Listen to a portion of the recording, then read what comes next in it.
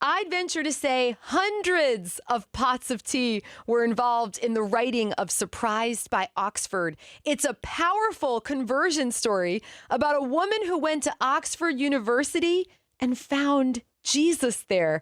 And now the book is a movie. Carolyn Weber, what a pleasure. Welcome to Spirit 105.3. Hi. Hi, Erica. How are you today? Oh, I am just delighted to meet you. How are you doing? I'm okay, and I'm delighted to meet you, too. I was just saying to Sarah Kate, I hope you're not picking up. We have a thunderstorm, a big one here, so it maybe makes for dramatic background. But Absolutely. We don't get much thunder here in the Seattle area, so I love to hear it. Oh, we used to live out in Seattle.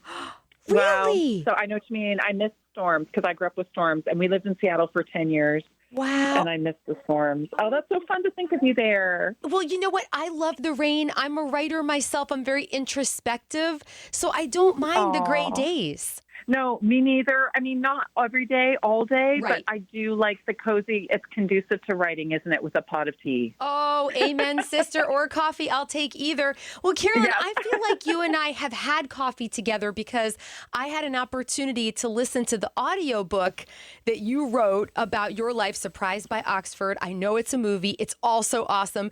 But I feel like you and I just got to hang out for hours and hours, and it was so wonderful to hear your life story. Oh.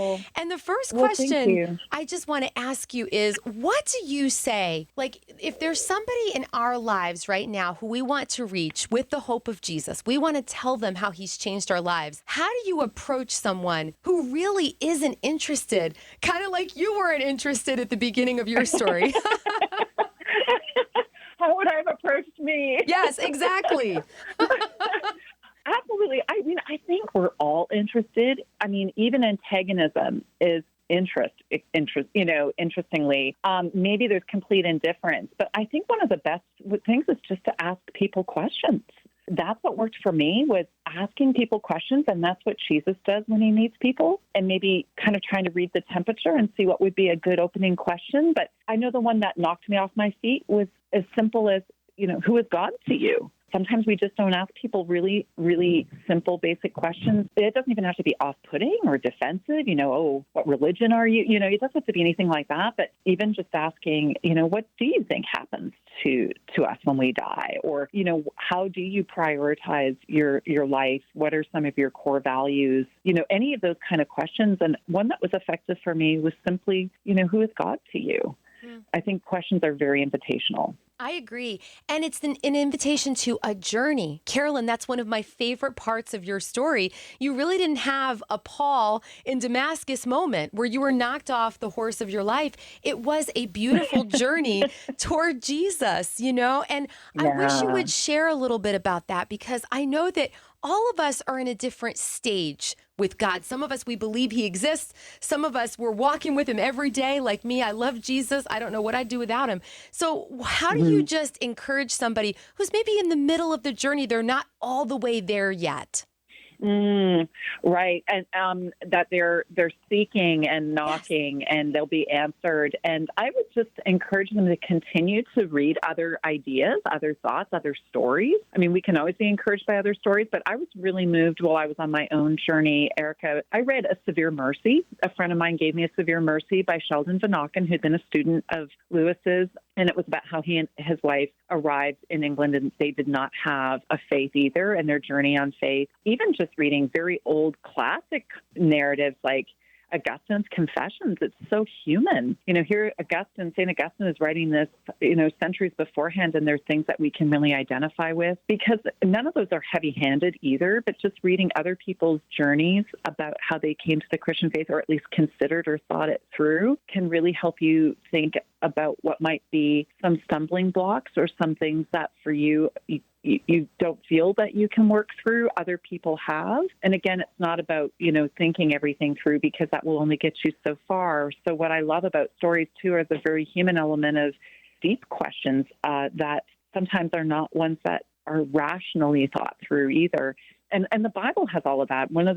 I was amazed at just reading the Bible and reading it for myself, just sitting and looking at how many different stripes of people are in the Bible, how many different situations they speak to each of us at different times in our lives. And I remember at one point thinking, I want to believe and I can't. And there's even a prayer for that. Yes. There's even a person who experiences that in the Bible. So there's so many different experiences. There's something for everyone, that the Bible, just even as a place of being able to land on something that was a similar struggle, was a really important part for me on that journey. I was so inspired by how your hunger and thirst for the Bible grew, and you would sneak into that little church and read it, and you wondered if it was okay to take it. It's such a beautiful story, a book and a movie, as I was saying. I actually, having listened to the audiobook, I want to go and buy a physical copy of the book, because there were so many passages, Carolyn, that I wanted to remember, and I want to go back and highlight it. I almost want to use your story as a reference book in my life.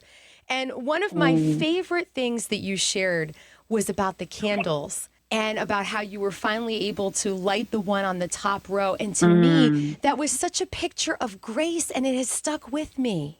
Oh, I'm so glad it has, because it came from my heart. And I think we all have those images in our hearts of how we don't feel deserving, or we're struggling with sin. Grace is such a powerful thing, and it's an amazing thing, obviously, amazing grace, right? Because it's both something that at first is really awful and terrible and horrible to have to actually think about and come to terms with, and yet the flip side of it is beautiful and gleaming, and it's something we don't deserve. I think working through a lot of those things that we don't always bring up to the surface for ourselves, shame and guilt and anger and sadness, all those what we deem as negative and perhaps shouldn't be looked at, are actually the things that can bring us closest to him, and in forgiving ourselves through him too. And so I'm grateful that image stuck with you, because it was a really powerful, important one for me. Oh, I could tell. What is it like knowing that your story is now a movie? I mean, what does that feel like? It's weird. I've been telling folks it's very surreal. Never anticipated that happening at all. You know, I wrote this book really between sort of me and God, and for my unbelieving friends and family in many ways, after percolating for a while. But yeah, I'm very grateful that it's come to fruition. I think that the team has done a thoughtful job. Ryan Whitaker's done a beautiful job adapting it for the screen, and he's a lovely writer and a gentle-hearted person with a deep faith. So many really amazing people who've inspired me on the team with the film. So to see all that happen, and their dedication to bringing this out, and their love, their genuine love for the Lord, and for others to have that love and joy and hope, as you were saying. I don't know how people live without Jesus, literally. I don't know how they do it. Yeah. Life is so hard enough as it is. To work with people who are really committed to Emmanuel and God being with us, and in their work and art, and bringing that to other people, has been an incredible joy and encouragement to me. You must be just thrilled at the possibility that people are going to be interested in God because your story is on a screen. What does that feel like? Well, it's a tremendous privilege to participate in some small way in the gift that God offers all of us. And by grace, we each go. And we're all loved. I believe, like Augustine says, he loves each of us as if we're the only one. Yes. You know, he keeps coming for us. And I was amazed at his relentless pursuit of us. And so many times we don't think he's there, we don't see he's there, but it's not he who's left us, it's us who's left him. And I guess if there's just lots of different ways of being knocked upon our door, and the film is one of those, that it would be effective for people. Oh, that is so beautiful. And I'm inspired by you and how you kept pursuing your interest in God. It was like a fire that you kept stoking. And it's beautiful to see. Carolyn Weber, author of Surprised by Oxford, which is now a movie. Go see it. Thank you for being with us. And please come back and hang out with us again on Spirit 105.3. I will. Erica, thank you so much for having me. God bless you. You too, my friend. Take care.